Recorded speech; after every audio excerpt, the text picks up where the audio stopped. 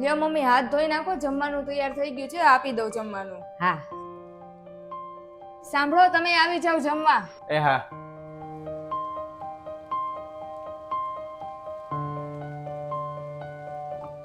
મનીષા અંદર આવતો અહીંયા. હા, શું થયું? અરે તું કે હું થયું છે એમ આ ઈશારા હું લેવા કરતી હતી. આપણે છે ને અંદર બેઠીને જમશું. અને મમ્મી?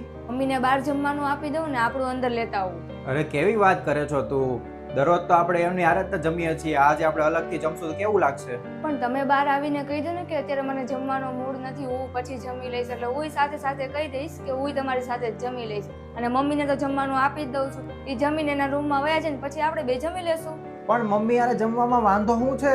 અરે એની યાર જમવામાં છે ને એને કંઈક થવા લાગે છે યાર. એ એક તો જમતા જમતા એટલી ઉધરસ ખાધા રાખે છે અને એક બટકું ખાઈને ત્યાં તો હું 5 વાર જમી લઉં એવું કરે છે સાવ.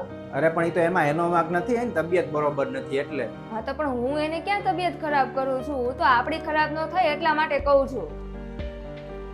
સારું તો હું બહાર જાઉં છું, તમે કહી દેજો કે હું પછી જમી લઈશ. વાંધો નહીં. ચાલો જમવા. અરે અત્યારે નહીં, મારે ભૂખ નથી, પછી થોડી વાર રહીને ખાઈ લઈશ. વાંધો નહીં, તો હું તે તમારી સાથે જ તે જમી લઈશ. અત્યારે હું મમ્મીને આપી દઉં છું. તમે હાથ ધોઈ નાખ્યા? હા હા, જમવાનું લઈ આવું? લઈ આવ. શાક કેવું બન્યું હતું? સારું બન્યું હતું. તમને મારી કોલેજ વાળી ફ્રેન્ડ યાદ છે, મીના? હા હા, જેનો હસબન્ડ ઓલા એન્જિનિયર છે. હા, એને આજે સવારે છોકરી આવી. અરે વાહ, કોંગ્રેચ્યુલેશન કહેજે. અને તે કીધું કોંગ્રેચ્યુલેશન? ક્યાં સુધી આપણે બીજાને કોંગ્રેચ્યુલેશન કહેશું? આપને ક્યારે કહેશે બધા? છોકરો કે છોકરી તો થઈ જશે અને કોંગ્રેચ્યુલેશન એ બધાય કહેશે, પણ મને નથી લાગતું કે તું છોકરા કે છોકરીને સાચવી શકીશ. એટલે એમ કે અત્યારે મમ્મીની તબિયત ખરાબ છે, ત્યાં તો તે અલગ જમવાનું બનાવી નાખ્યું, અલગ જમવાનું કરી નાખ્યું, બધું અલગ કરી દીધું. હવે આપણે જ્યારે બાળક હોય તો એને તો ઘણી બધી તબિયત ખરાબ થાય અને એને તો નાનપણમાં કાંઈ ખબર ન પડે, ગમે ત્યારે છી પીપી કરી જાય, શરદી ઉધરસ થઈ જાય, તો બધું સાફ સફાઈ કરવી પડે. એ તારું કામ નથી. મમ્મી તો ગઢા થઈ ગયા છે અને આ તો નાની એવું બાળક હોય તો એનું કરવામાં મને કઈ વાંધો ન આવે. અરે બાળક અને મોટી ઉંમરના વ્યક્તિ હોય ને એને બેયનું સરખું હોય. બાળકને જેમ ખબર ન પડે ને એમ પછી મોટી ઉંમરના વ્યક્તિને ધીમે ધીમે ખબર પડતી ઓછી થતી જાય.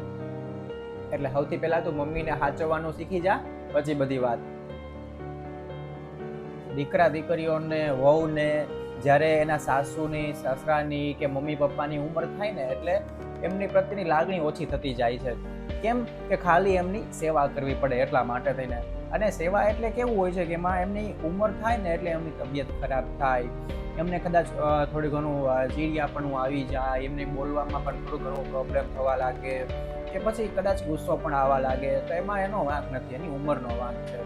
એટલે એમની સાથે એમને એ રીતે બનવું જોઈએ જેમ આપણે બાળકનો જન્મ થાય, બાળક 1 વર્ષનું, 2 વર્ષનું, 5 વર્ષનું કે 10 વર્ષનું થાય ત્યારે આપણે સમય પ્રમાણે બદલાતા રહીએ છીએ ને એમ એમની ઉંમર પ્રમાણે પણ આપણે બદલાવવું જોઈએ અને એ રીતે એમની સાથે વ્યવહાર કરવો જોઈએ.